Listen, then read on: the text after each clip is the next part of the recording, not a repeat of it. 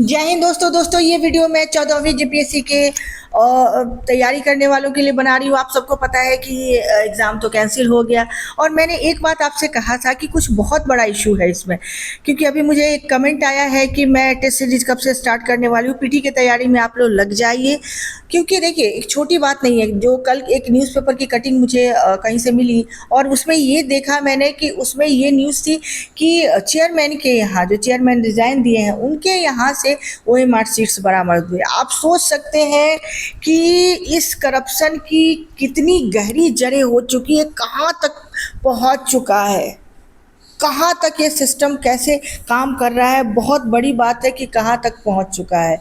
तो इसलिए ये तो है कि जो मुझे लग रहा है, अभी कंफर्म नहीं कह सकती, लेकिन जो अभी भी मुझे लग रहा है कि ये एग्ज़ाम पूरा कैंसिल होगा, फिर से एग्ज़ाम पीटी का होना चाहिए। नहीं होने का सवाल कम दिखता है, क्योंकि जो जंतर मंतर पे चीज़ें हुई, कहीं ना कहीं असर तो हर जगह उसका नज़र अब आने वाला है। जनजी का जो प्रोटेस्ट चल रहा है हर जगह, और नज़र आना भी चाहिए। सिस्टम में जिस तरीके से दीमक लगा है बहुत सारी जगहों पे, खासकर अगर शिक्षा व्यवस्था की बात करते हैं तो होना भी चाहिए। अब आते हैं सवाल की उत्सुकता बढ़ रही है, क्योंकि पीटी की तैयारी करने में लग जाना चाहिए। और यकीन मानिए आगे के जो भी पीटी के एग्जामिनेशन होंगे, ध्यान आप रखेंगे कि उसमें करप्शन नहीं के बराबर होगा, क्योंकि इतनी खामियां होने के बाद इतने सारे रेट पड़ रहे हैं तो होना नहीं चाहिए। गवर्नमेंट को भी अपनी कैसे भी कुर्सी तो बचानी होती है, हर गवर्नमेंट को अपनी साख बचानी होती है, कुर्सी बचानी होती है। अगले 5 साल के बाद इलेक्शन में आना होता है उन्हीं जनता के बीच। तो ऐसा तो बिल्कुल नहीं करने वाले। और जो युवाओं की शक्ति है, क्षमता है, उनको देख लिया है, पूरे भारत ने देख लिया है, तो ये गलती तो अब नहीं करेंगे। इसलिए आप बहुत सिंसियरिटी के साथ तैयारी करिए। मैं ये नहीं कहती हूँ, इसलिए नहीं कह रही हूँ कि चूँकि मैं स्टार्ट कर रही हूँ पढ़ाना तो आप जुड़ जाइए। जिन लोगों को भी लगता है कि वर्थ है मेंस की, आप देख सकते हैं, जिन लोगों को भी लगता है कि वर्थ है मेरी चीज़ें समझाना, वो बिल्कुल बिल्कुल जुड़िए। और उसके लिए मेरी देखिए कुछ मेरे इंफ्रा भी कमी है, लेकिन मैं 1 हफ्ते के अंदर पूरी चीज़ें शायद स्मार्ट बोर्ड सब कुछ करवा लूँ।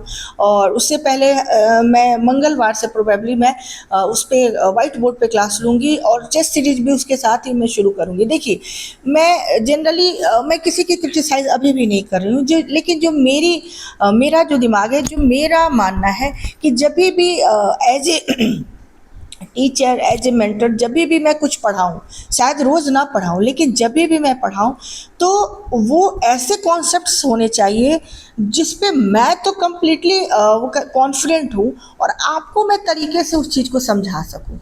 मैं बार बार कहती हूँ कि एक कॉन्सेप्ट का मतलब आपके 15 क्वेश्चन बन जाने चाहिए, उससे संबंधित जितने क्वेश्चन आने चाहिए वो सारे बन जाने चाहिए। तो मैं इस पे हमेशा हमेशा ये कहती हूँ कि बार बार बहुत सारे प्रैक्टिस सीरीज करने चाहिए क्वेश्चन के पीटी के लिए, लेकिन उसका तरीका बिल्कुल डिफरेंट होना चाहिए। पहले आप उस कॉन्सेप्ट को मैं पढ़ाऊँगी, हर चीज़ को पढ़ाऊँगी। सेकेंड पेपर में मैं पढ़ाऊँगी, जेपीएससी का जो पीटी का सेकेंड पेपर है उसमें मैं सारी चीज़ों को ज़रूर कराऊँगी। और उसमें कराने के बाद आप ध्यान रखेंगे कि उसके बाद मैं क्वेश्चन लूँगी, 20 क्वेश्चन, 25 क्वेश्चन, मैं सामने क्वेश्चन लिख के कराऊँगी।